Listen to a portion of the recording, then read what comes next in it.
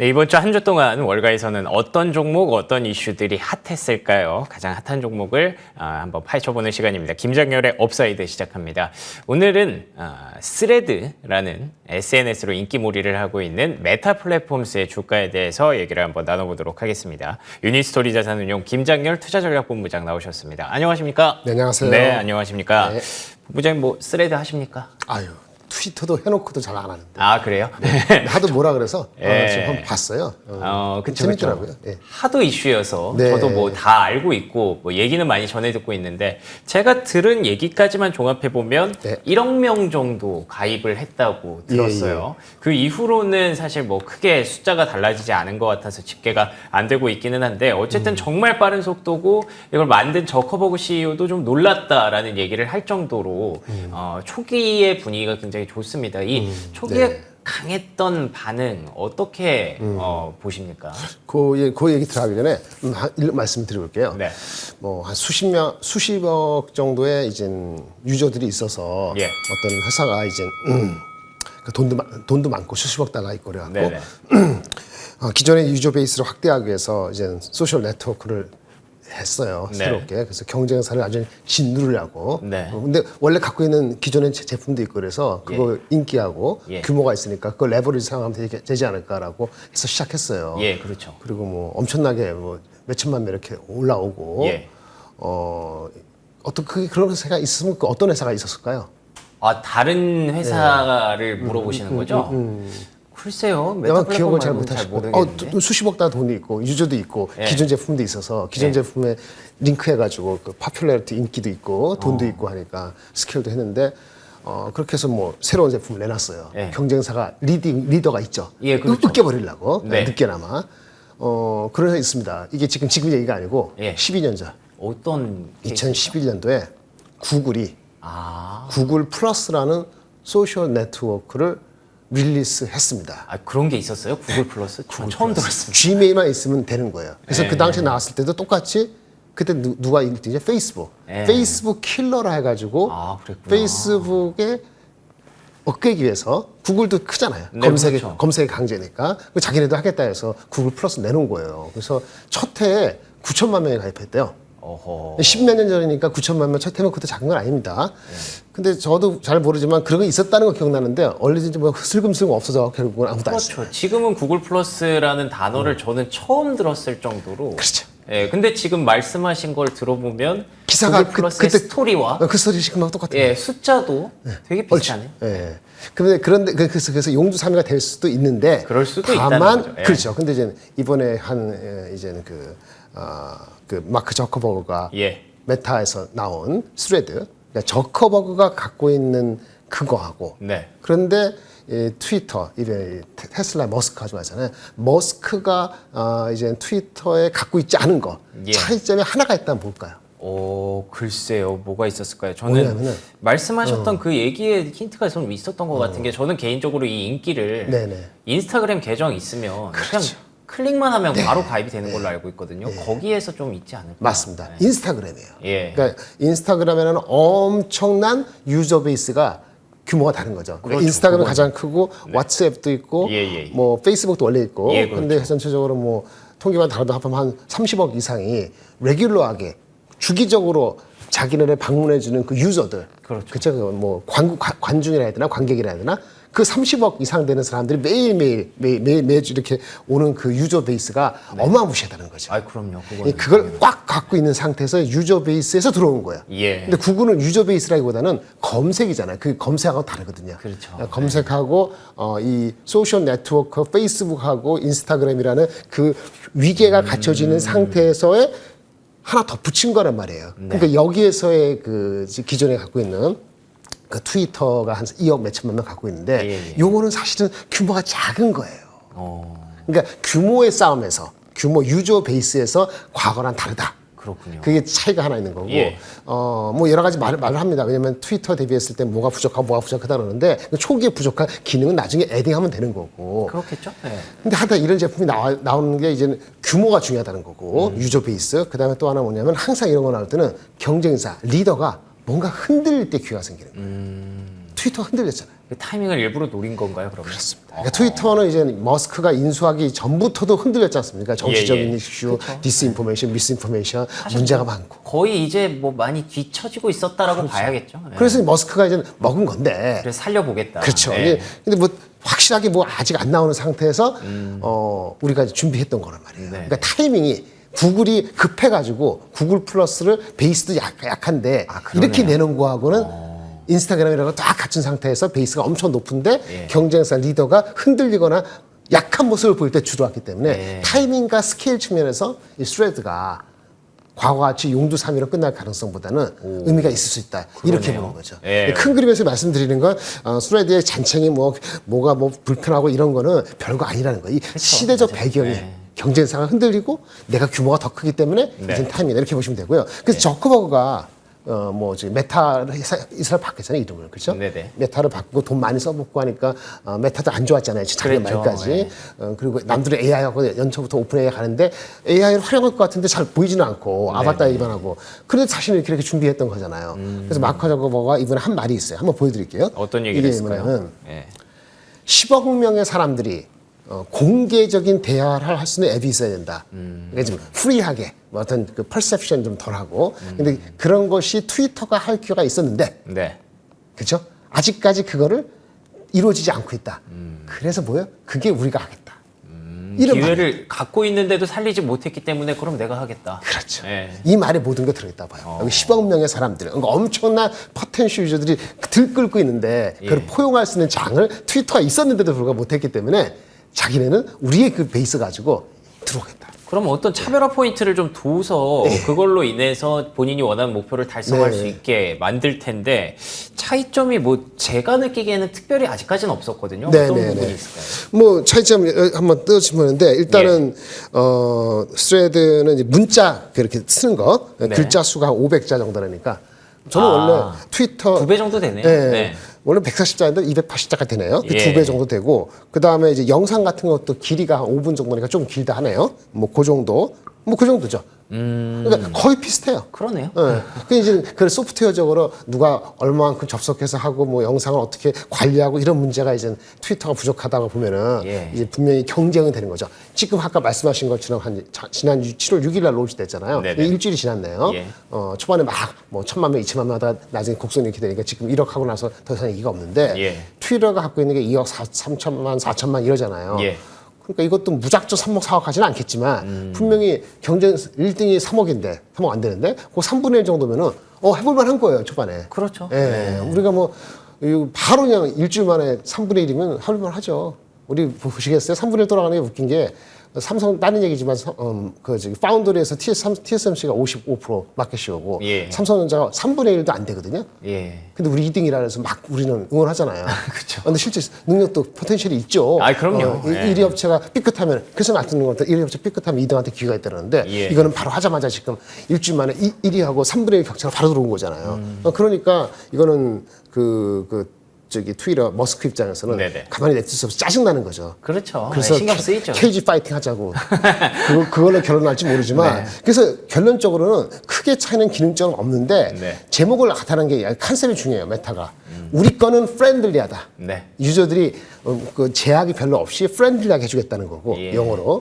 그 트위터는 어떻게 규정지냐면 영어 썼습니다. 걔는 영어 썼는데 adversarial, 적대적이다.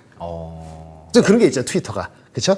약간 좀 공격적이죠. 그렇죠. 네. 공격적이고 적대적인데 우리는 프렌들리하다. 이런 걸 컨셉을 내서여서 앞으로 얼마나 더 프렌들리하고 저쪽은 애드버서리에 남아 있을 것인지 그거에 따라 질적인 어떤 그 프로그레스가 달려 있지. 그 뭐 5분이면 5분하고 100개, 100개, 500개. 이거는 누구든지 할 수 있어요. 아, 맞아요. 그 차이는 중요한 게 아니라는 그 말씀을 드릴 수 있겠습니다.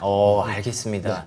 이렇게 표현해도 될까요? 뭔가 좀 감성적으로 다른 부분이 분명히 있는 것 같네요. 저도 어디서 차별화를 둬야 될까 계속 생각을 했었는데, 스레드는 제가 인스타그램을 하고 있으면 되게 친근한 친구들한테 스레드에 이런 글을 썼어라고 알림이 오니까, 이런 따뜻한 공간이구나라는 느낌이 있는데, 말씀해주신 것처럼 트위터는 트위터는 약간은 좀 정치인들이 좀 싸우고 악의가 많잖아요. 예, 그다음에 연예인들도 이런 그 여러 가지 논란들이 일어나고 뭔가 그랬던 이미지가 있는 것 같아서 그런 것도 차별화 포인트가 될 수 있을 것 같다는 생각이 듭니다. 그러니까 뭐 크게 다른 건 없습니다. 하지만 두 가지 차별화 포인트 말씀해 주셨는데요.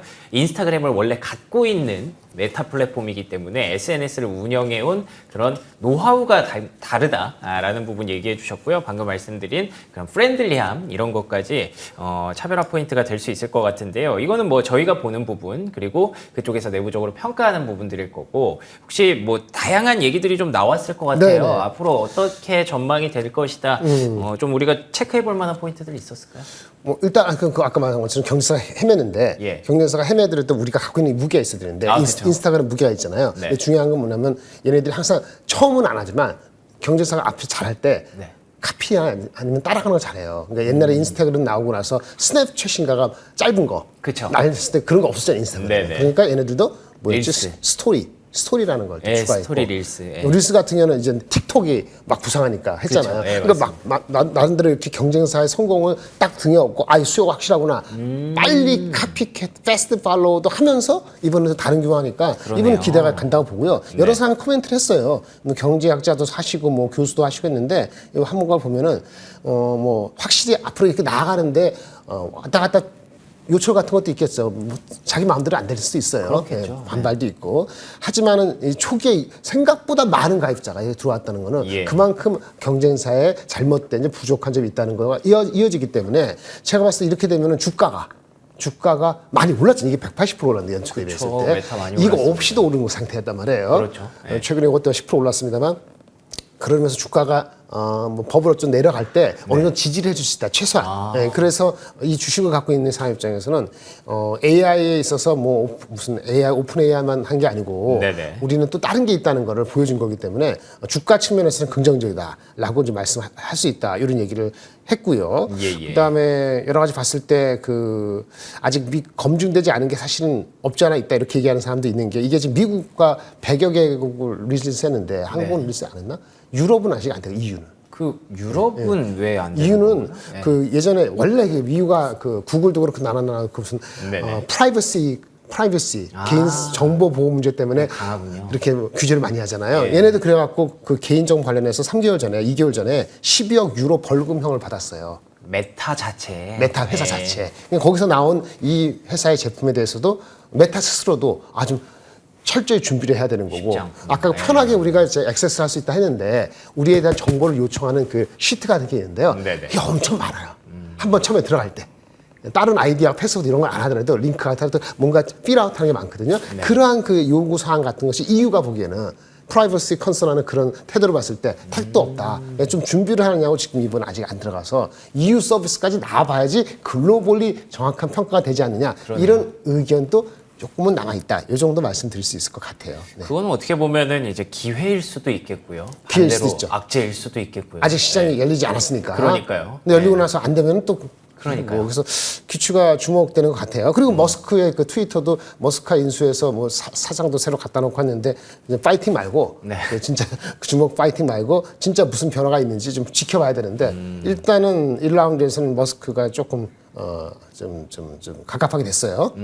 알겠습니다. 1라운드, 2라운드 뭐 정말 둘이 붙는지 안 붙는지 잘 모르겠어요. 하지만 뭐 가끔 이렇게 SNS로 계속 올리더라고요. 저커버거 뭐 운동하고 있는 사진도 계속 올라오던데 뭐 아무튼 두 사람의 이런 대결과 스토리는 정말 흥미롭게 많은 분들이 좀 지켜보고 계실 것 같고 그 1라운드가 지금 SNS, 스레드와 트위터에서 지금 펼쳐지고 있다라고 봐야 될 것 같은데 최근에 증권가에서 어떤 반응을 보이고 있는지도 좀 궁금하네요. 네, 요거가 그 아마 릴리스되기 직전에 리포트가 국내에서 나온 게 있습니다. 네네. 메타를 모르시는 분은 없겠습니다만 회사는 그럼에도 불구하고 지금 당장에 돈 버는 건 그 광고예요. 광고 수입이 핵심이거든요.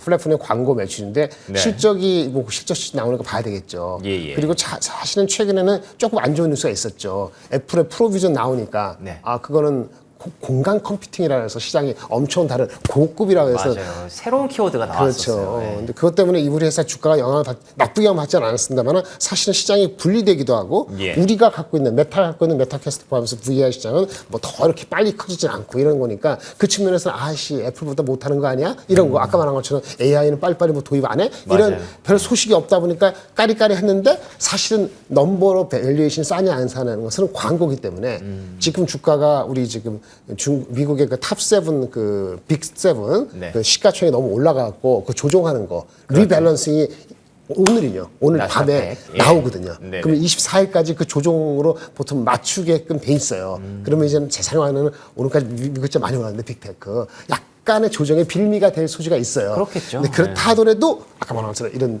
그 중요한 게 나왔으니까 메타가 어떤 그 하락폭이나 이런 거는 조정폭은 제한적이라 보는 게 좋죠. 지지를 해줄 것이다. 그렇죠, 그렇죠. 예. 그래서 이 애널리스트는 그것까지는 안 보지만 일단 광고 매출이 서서히 회복될 것이고 서서히 금리 인하하면은 그렇죠. 그 다음에 AI에 대해서 뉴스가 없지만은 초치티브 AI뿐만 아니고 AI를 활용해서 걔네들 아바타 비즈니스 하는 거 좀 네, 지켜봐야 그렇죠. 되고 예, 그 할 얘네들도 수 있죠. 기술력이 없지는 않아요. 그럼요. 올해 2월달에 얘네 언어 모델이 람마라고 있거든요. 라지 랭귀지 이게 MA라는데 그걸 오픈 소스로 출시했거든요. 예. 얘가 오픈 소스 출시한 기술력이 자신이 있다는 얘기예요. 그래서 예. 생태계를 아바타를 그러니까 AI를 활용한 그 비즈니스 생태계를 자기네가 큰 그림에서 가겠다는 생각이 있는데 주가는 이번에 봤던 그 스트레이트 말고 그 전까지 주가 반응을 별 많이 안 했거든요. 그래서 아직은 AI에 대한 평가가 제대로 반영이 되지 않았기 때문에 네. 주가가 많이 올라갔기 때문에 일시적으로는 당분간 실적이 아주 좋지 않으면 조정이 될 기미가 혹시 있더라도 예. 큰 그림 보면은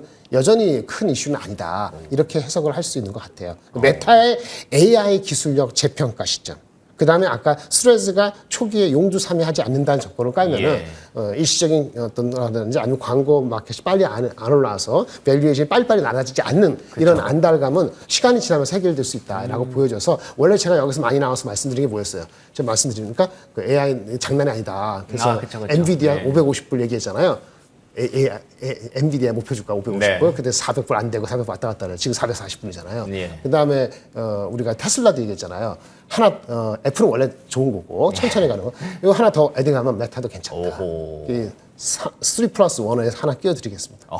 알겠습니다. 3+1으로 메타가 또 들어갔습니다. 메타가 그러니까 조용조용히 많이 올랐거든요. 그렇죠. 특히, 예, 엄청 진짜 작년 분위기 그대로 가져오면 정말 뭐 망하나 이런 생각까지 들었었는데 최근 들어서 가장 강한 테크주 중에 하나로 또 메타를 꼽을 수가 있습니다. 그래서 지금부터 업사이드가 얼마나 될까에 대해서 사실 불확실한 부분들이 좀 있었는데 두 가지 포인트 짚어주셨네요. 첫 번째로는 이 스레드가 정말 용두사미로 끝나지 않을지, 그리고 두 번째로는 AI와 관련된 모멘텀이 아직 주가에 녹아들지 않은 상태이기 때문에 이 두 가지가 충족이 된다면 충분히 레벨업을 할 수 있는 그런 종목으로 또 보고 계십니다. 그리고 만약에 나스닥 100에 최근에 특별 조정이 있기 때문에 그것 때문에 좀 흔들리더라도 지지력을 확보할 수 있는 그런 두 가지 모멘텀이 또 될 수도 있다는 점에서 세 가지의 플러스 1로 메타 플랫폼까지 앞으로 좀 주목해야 할 종목으로 짚어주셨네요. 지금까지 유니스토리 자산운용 김장열 투자전략본부장과 얘기 나눠봤습니다. 오늘도 좋은 말씀 고맙습니다. 네, 감사합니다.